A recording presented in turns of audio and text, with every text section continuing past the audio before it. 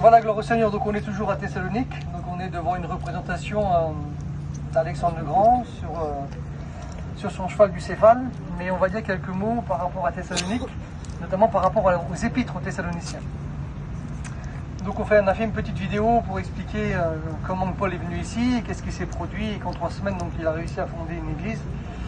Et il est celui qui va leur écrire donc 2 épîtres, qui sont les épîtres aux Thessaloniciens, qu'il va écrire 1 an après peut-être, puisqu'il est venu ici, on estime, dans les années 50, lors de son 2e voyage missionnaire et fondé l'église, et qu'il est celui qui, dans les années 51, est celui qui a écrit les 2 épîtres aux Thessaloniciens lorsqu'il était à Corinthe. Les 2 épîtres aux Thessaloniciens sont intéressantes parce que c'est les épîtres du retour. Et il va développer donc, cet enseignement dans ces 2 épîtres. Il y avait des choses qu'il avait expliquées aux Thessaloniciens qu'à nous, donc on ne sait pas parce qu'il ne l'a pas écrit noir sur blanc, mais c'est un rappel qu'il leur fait. Ce qui est intéressant dans la première épître ainsi que dans la 2e, où il est question du retour du Seigneur, où il développera cette doctrine biblique, on se rend compte qu'il va en parler au début de l'épître, dans le milieu de l'épître et dans la fin de l'épître, dans la première épître aux Thessaloniciens.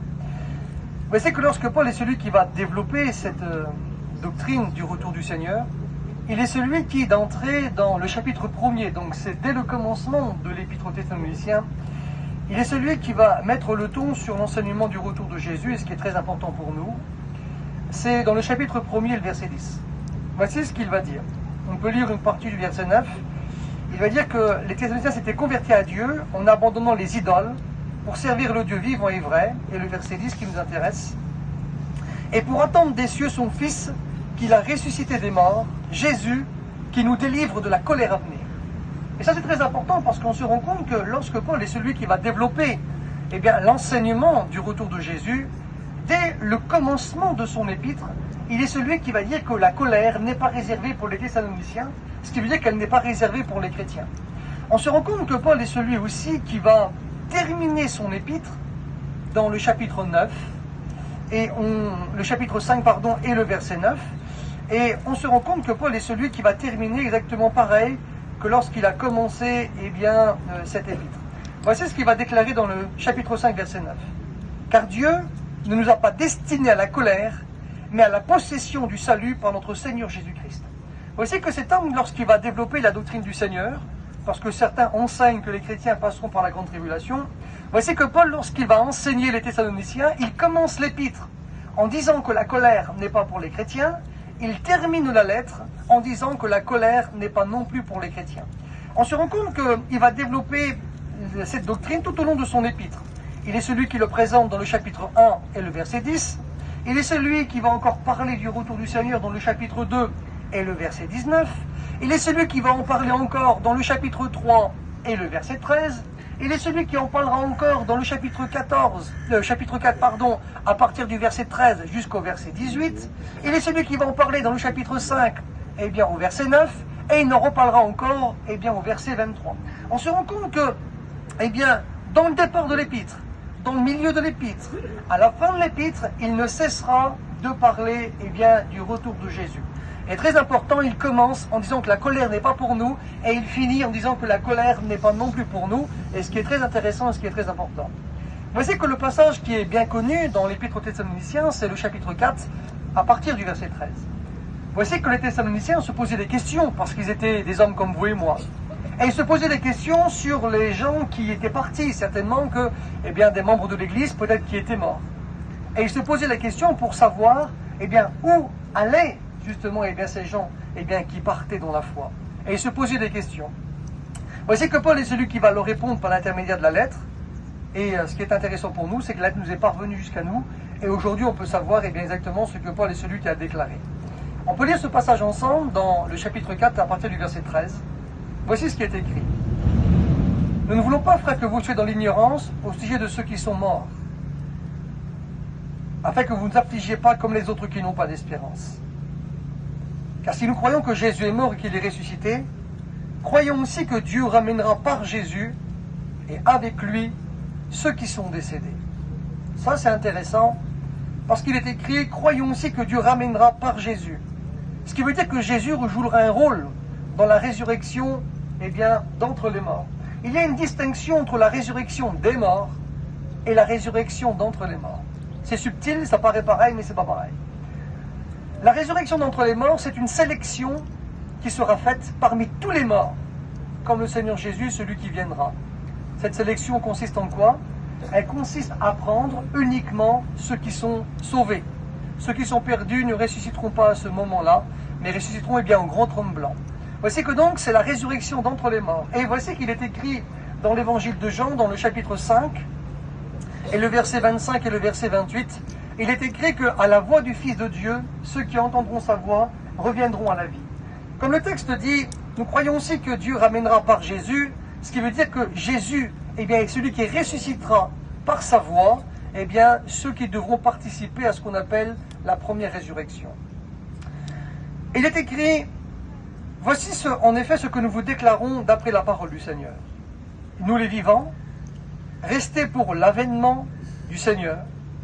Nous ne devancerons pas ceux qui sont morts, car le Seigneur lui-même, à un signal donné, à la voix d'un archange et au son de la trompette de Dieu, descendra du ciel. Et les morts en Christ ressusciteront premièrement. Ensuite, nous les vivants, qui serons restés, nous serons tous ensemble, enlevés avec eux sur des nuées, à la rencontre du Seigneur dans les airs. Et ainsi nous serons toujours avec le Seigneur. Consolez-vous donc les uns les autres par ces paroles. Voici que Paul est celui qui leur explique qu'il y a une résurrection qui va avoir lieu, qu'il y a de l'espérance pour ceux qui sont morts dans la foi, et qu'un jour nous allons les retrouver, ce sera les grandes retrouvailles. Et ces retrouvailles se feront comme le Seigneur Jésus est celui qui va revenir chercher les siens. Voici qu'il nous est donné l'ordre chronologique. Quand le Seigneur Jésus est celui qui va revenir, est écrit que le Seigneur est celui qui attend un signal donné. C'est le mot kalosma en grec, et qui signifie en français un cri de commandement. Il attend un cri, un signal. Et voici que lorsque nous regardons le livre des Actes des Apôtres dans le chapitre 1er, et que le Seigneur a dit de ne pas quitter Jérusalem jusqu'à temps qu'ils aient reçu ce que le Père avait promis, il était question du baptême dans l'Esprit, ils vont demander si c'était en ce temps que Dieu allait rétablir le royaume d'Israël. C'est ce que nous appelons, nous, le millénium. Le Seigneur leur a répondu, ce n'est pas à vous de connaître les temps ni les moments que le Père a fixé de sa propre autorité. C'est le Père qui a l'autorité, le signal, c'est le Père qui le donnera. Voici que le Seigneur est celui qui viendra, les morts en Christ ressusciteront, quand le Père donnera le signal. Et on n'a pas le temps de rentrer dans toutes ces explications, mais c'est lié aussi au mariage juif, où le jeune homme attendait aussi le signal de son père pour aller chercher sa fiancée. Voici que lorsqu'il est dit que cette rencontre se fera dans les airs, on peut se poser la question, pourquoi ça se passe dans les airs? Quel est le problème à Dieu que son Fils vienne sur la terre prendre ses enfants et les amener dans le ciel, et que la fiancée deviendra l'épouse du Seigneur? C'était quoi le problème? Ou pourquoi le Seigneur ne nous prend pas de la terre et nous amène directement là-bas dans sa maison? Pourquoi il est écrit que, il faut qu'on se rencontre dans les airs? Ça aurait été plus simple que le Seigneur nous prenne directement de la terre et nous amène directement dans la maison. Ça aurait peut-être été un raccourci, je ne sais pas. Mais la Bible ne dit pas ça comme ça. La Bible dit que la rencontre se fera dans les airs. Pourquoi? Parce que c'est lié au mariage juif. Jésus est celui qui a rempli toutes les conditions. C'est le fiancé qui deviendra l'époux, et nous sommes la fiancée qui deviendra l'épouse. Et lorsque, le fiancé est celui qui recevait l'ordre par son père de venir chercher sa fiancée, alors, le fiancé sortait de la maison de son père et venait pour chercher sa fiancée. Mais la fiancée, elle est celle qui devait sortir aussi de sa maison. Ils devaient se rencontrer sur un terrain neutre. Alors le fiancé ne rentrait pas dans la maison de la fiancée. La fiancée sortait de sa demeure. Le fiancé sortait aussi de sa demeure et se rencontrait dans un endroit neutre. C'est exactement le même phénomène. Jésus sortira aussi de la maison de son père. Il ira dans les airs, qui est un terrain neutre. Et la fiancée, l'épouse, sortira aussi de la terre et ira aussi dans un terrain neutre. C'est ni la terre, les airs, c'est ni la terre, ni l'endroit où on va passer notre vie avec le Seigneur. Mais on se rencontre tous les deux dans un terrain neutre, et il nous prend et il nous amène dans la maison du Père, comme le jeune prenait aussi sa fiancée et après cela l'amenait dans la maison de son Père. C'était de l'espérance que Paul est celui qui donnait aux chrétiens pour dire, écoutez, ceux qui sont partis, un jour on les reverra, un jour on sera avec eux. Et Paul pensait que dans son vivant, il pourrait partir, parce qu'il dit nous les vivants. Nous savons que Paul est celui qui est mort, et que nous sommes plus proches aujourd'hui du retour de Jésus que Paul l'était. Comme nous regardons, on n'a pas le temps de faire une étude biblique, mais c'est intéressant, comme nous regardons la seconde épître aux Thessaloniciens, pour aller vite, et je ne vais pas durer très longtemps, en 5 minutes j'ai fini. Voici que dans l'église de Thessalonique, il y avait un souci. Un souci, c'est que certains prétendaient et disaient que le Seigneur était revenu, mais que l'église de Thessalonique était restée sur la terre. Voici que leur foi a été chamboulée, et voici qu'il est écrit que il y avait des gens qui les troublaient par des inspirations, par une parole, par une lettre. Ce qui veut dire qu'il y avait des gens qui se proclamaient peut-être pasteurs, et qui disaient qu'ils étaient inspirés par Dieu pour dire que le Seigneur était revenu et qu'eux étaient restés là. Il y a même des courriers parce qu'il est question de lettres, et il est question aussi de paroles, donc il y avait des discours. Il y avait des gens qui prêchaient, qui annonçaient ces choses-là. Paul est celui qui va leur annoncer que c'était faux, que ce n'était pas le cas, que le Seigneur Jésus était celui qui n'était pas encore venu. Et il est celui qui va donner une description dans le chapitre 2, et voici que Paul est celui qui explique des choses qu'il n'a pas expliquées à nous, mais il leur avait expliqué à eux. Donc eux comprenaient le langage que Paul était celui qui utilisait. Voici que Paul est celui qui déclare que dans le, pas tout détaillé, mais dans le verset 6, il est écrit qu'il y a quelqu'un qui retient l'Antichrist. Paul est celui qui va déclarer que pour que l'Antichrist est celui qui apparaît sur la terre, il y a quelqu'un qui est sur la terre et qu'il faut qu'il ait disparu. Et tant qu'il n'est pas disparu, qu'il est sur la terre, il empêche l'Antichrist de se manifester. Si nous croyons que le Seigneur Jésus peut revenir aujourd'hui, ce qui veut dire que l'Antichrist est quelque part dans le monde. On ne sait pas qui il est. Et la Bible déclare, on lit le verset ensemble, verset 6, « Maintenant vous savez ce qui le retient, les questions d'Antichrist, afin qu'il paraisse consentant. » Le mot apparaître, c'est le mot apocalypto en grec qui signifie action de se dévoiler. Ce qui veut dire que lorsque celui qui le retient aura disparu, alors il est celui qui va se dévoiler. Ça signifie dévoiler, mettre à nu. À ce moment-là, il est celui qui va se manifester. Car le mystère de l'iniquité agit déjà, il faut seulement que celui qui le retient encore ait disparu, et alors, en grec c'est toté qui veut dire aussitôt, paraîtra l'impie que le Seigneur Jésus détruira par le souffle de sa bouche, et qu'il écrasera par l'éclat de son avènement. Et là, il est question du retour de Jésus en gloire, qui détruira l'Antichrist. Comme les questions de celui qui le retient, beaucoup d'interprétations ont été données pour dire qui empêche l'Antichrist, parce qu'on a cru de toutes les générations que l'Antichrist il était là. Donc on a donné beaucoup d'explications. On a dit, certains ont dit, c'est le gouvernement qui empêchait l'Antichrist de se manifester parce que le gouvernement n'était pas prêt à le recevoir. Ça n'a jamais été retenu, c'est quelque chose d'erroné, quelque chose qui est faux. Les deux explications qui ont été retenues, c'est l'Église et le Saint-Esprit. Alors, la meilleure explication des deux, c'est quoi? Certains ont prétendu que, lorsque l'Antichrist est celui qui va se dévoiler, celui qui le retient et qui va disparaître, c'est le Saint-Esprit. C'est pas la meilleure explication. Pourquoi c'est pas la meilleure explication?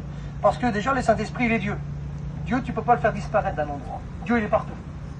Dans la grande tribulation, Dieu sera toujours présent, le Saint-Esprit est toujours présent, parce qu'il est Dieu. Et comment feraient les deux prophètes d'Apocalypse 11 pour prophétiser s'il n'y aurait plus de Saint-Esprit?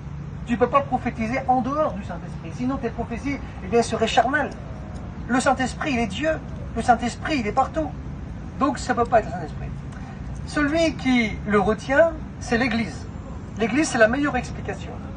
Quand l'Église sera enlevée, à ce moment-là, l'Antichrist est celui qui se manifestera, se dévoilera à la face du monde, et les gens pourront voir un homme qui va monter sur la scène mondiale, et qui est celui qui va réussir à conquérir le monde. Et le but du diable, c'est quoi? C'est de se faire adorer. Et on se rend compte en Apocalypse 13 qu'il arrivera à son but, et il se fera adorer.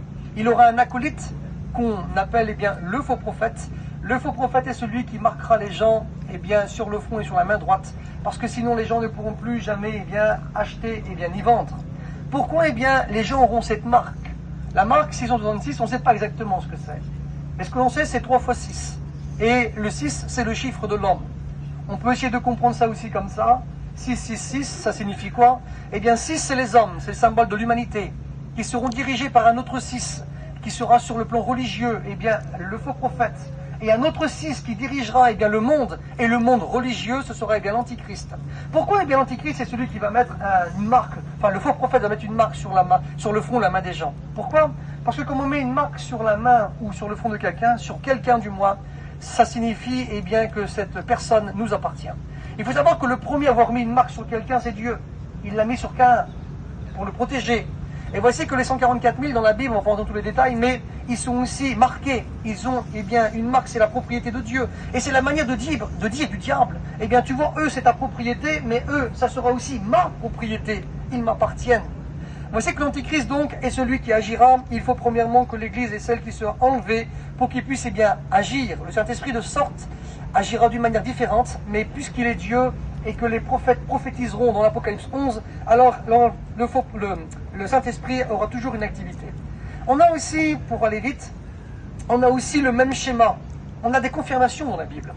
Et on a aussi exactement le même schéma que Paul est celui qui propose, eh bien, dans la deuxième épître aux Thessaloniciens, où il est écrit que celui qui le retient, dès qu'il est disparu, l'Antichrist est celui qui apparaît, et on a la même compréhension par un autre serviteur de Dieu qui est Jean, dans le livre de l'Apocalypse, où on a le même schéma, où il faut que l'Église soit disparue pour que l'Antichrist est celui qui apparaisse.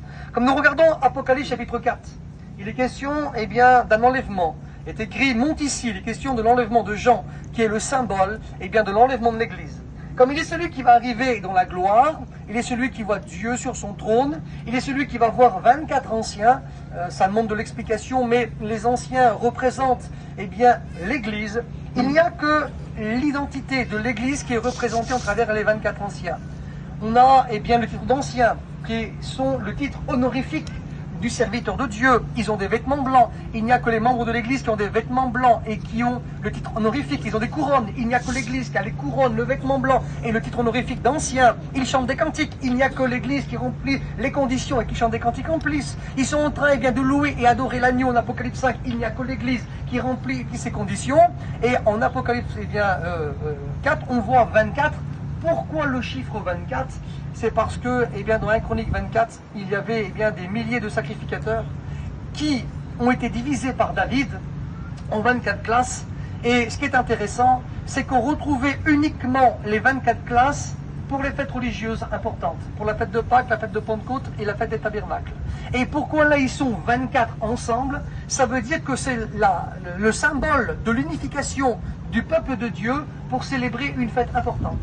Et la fête importante qui va être célébrée, c'est la fête des noces de l'agneau. Il y a les 24 classes réunies uniquement, je me répète, pour la célébration d'une fête importante. Sinon, les 24 classes officiées tour à tour, eh bien 2 fois dans l'année. Voici que là, il rencontre ces vieillards, symbole de l'Église. Voici qu'en Apocalypse 5, ils vont voir eh bien, un agneau qui a été immolé, ce qui montre que dans la gloire, on se souviendra aussi du sacrifice du Christ. Et voici que là, Jean est enlevé, symbole de l'enlèvement de l'Église, dans 1 Thessaloniciens chapitre 4. Il est là avec les membres de l'Église, il voit l'agneau, Dieu sur son trône, et voici qu'il y a un livre que personne ne peut lire. Personne n'est digne de lire le livre. Il est écrit en dedans et en dehors, ce qui veut dire qu'il y a des choses qui sont compréhensibles et des choses qui ne sont pas encore compréhensibles. Et dans le livre de l'Apocalypse, on marche sur des œufs. Il y a des choses qui sont compréhensibles et des choses où on n'a pas eh bien, la totalité des informations, qui est compliqué, difficile, simplement beaucoup d'interprétation. Mais ce qui est intéressant, c'est que lui, il est digne d'ouvrir le livre.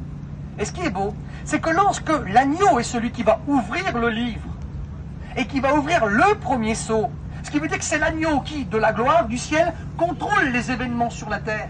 Et lorsqu'il va ouvrir le premier sceau, à ce moment-là, il y a un homme qui va apparaître avec un cheval blanc et qui va aller à la conquête du monde. Il a un arc dans la main. Eh bien, ce personnage, c'est l'Antichrist. L'arc, c'est l'instrument de chasse de l'époque, c'est le fusil de l'époque. Jésus n'est pas venu pour, eh bien, chasser ni tuer les gens, mais il est celui qui est venu pour les sauver. Et on se rend compte que le schéma est le même. On a Apocalypse 4, l'enlèvement. Et puis voici que lorsqu'il est enlevé et qu'il ouvre le premier sceau, l'agneau, à ce moment-là, l'Antichrist est celui qui apparaît. Il faut premièrement que l'Église soit au ciel et ensuite l'Antichrist apparaîtra. On a exactement eh bien, le même schéma. Et bien pour nous, ça donne de l'espoir et de l'espérance. Comme Paul est celui qui a commencé sa première épître.